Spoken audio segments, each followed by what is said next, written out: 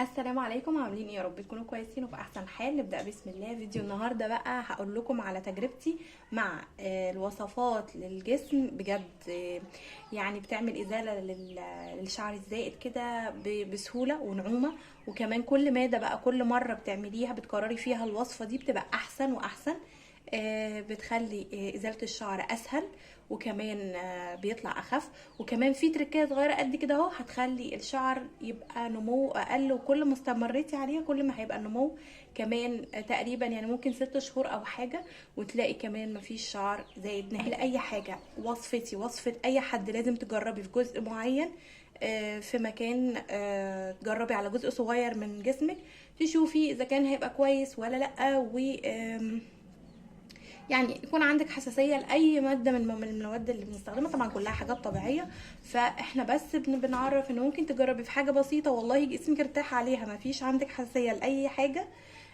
تمام، اوكي، ما فيش، خلاص تمام. هنجيب علبه كده، معلقه، وهجيب علبه. عندي سكر تقريبا كوبايه سكر، وقهوه يعني تقريبا ممكن ناخد معلقه كده عشان يبقى واضح، معلقه كبيره. معلقه كمان. هقلب كل ده كده.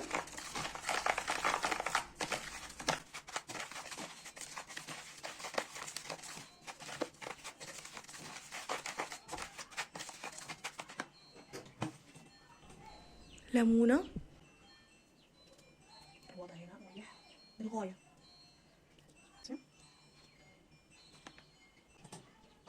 طبعا كده هي مش هتتعجن، تمام. انا هزود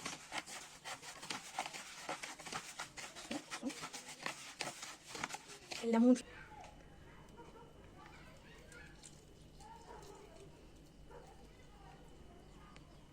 بصي، عادي قشر الليمون ده عادي. بصي انا مسكره كده،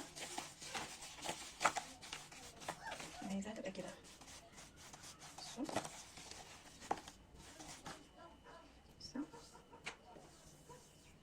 طبعا بتكتري الكميه بقى وتفردي على قد ما انت محتاجه، حركات دائريه كده.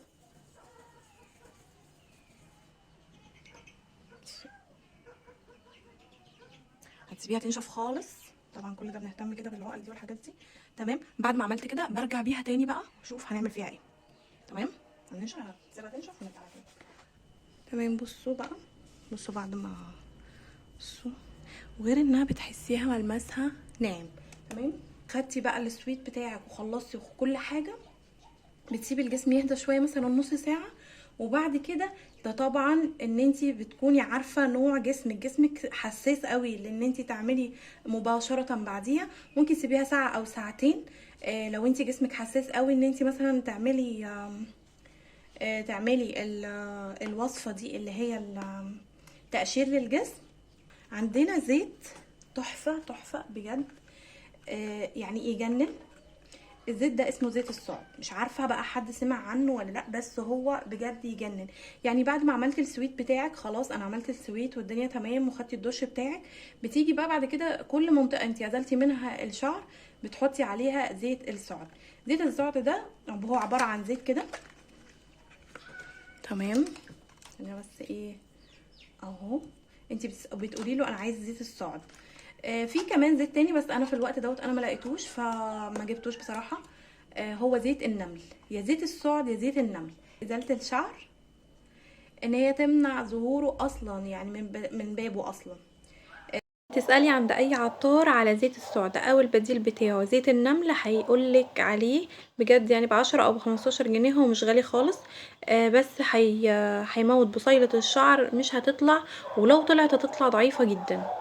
اكيد طبعا كل ما تكرري الوصفه كل ما هتاخدي منها نتيجه احسن. بديل طبيعي جدا للليزر ومشاكله، طبعا بنسمع عنه مشاكل كتير، فده بديل طبيعي جدا. حتى لو ما عملتيش السكراب للجسم تقدري ان انت بعد اي سويت تعمليه او ازاله للشعر تحطي زيت الصعد او زيت النمل البديل ليه. اسالي اي عطار هتلاقي موجود عنده.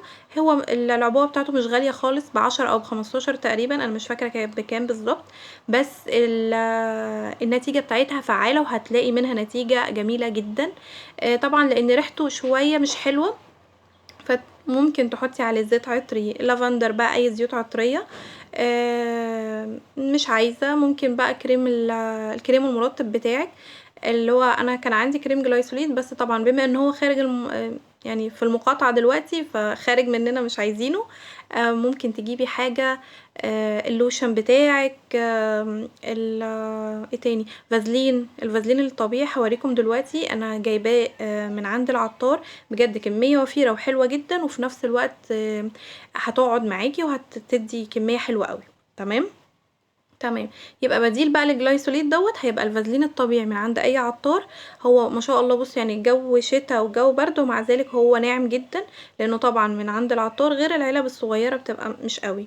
تمام. هتحطي بقى الكميه، يعني تقريبا معلقتين كده من الفازلين، وعليهم معلقتين من زيت الصعد، وتعملي له حمام ميه كده على النار، لحد ما يتجانس كله مع بعض ويدخل كله مع بعض. هيبقى معاكي يعني كريم لوشن طبيعي للجسم، وفي نفس الوقت يديكي تأثير ان هو يمنع ظهور الشعر تاني. بس حاجة بسيطة جدا وسهلة جدا، حتى لو يعني ابسط البسيط بمعنى اصح.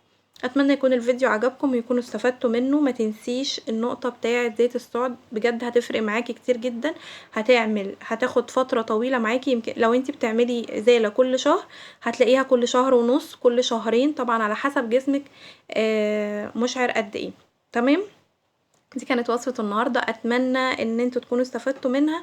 ما تنسوش بس بالله عليكم دعم الفيديو بلايك واشتراك، وطبعا شير مع حبايبكم لو عجبتكم الوصفة. وما تنسيش اهم حاجة ان انتي تجربي، التجربة خير دليل.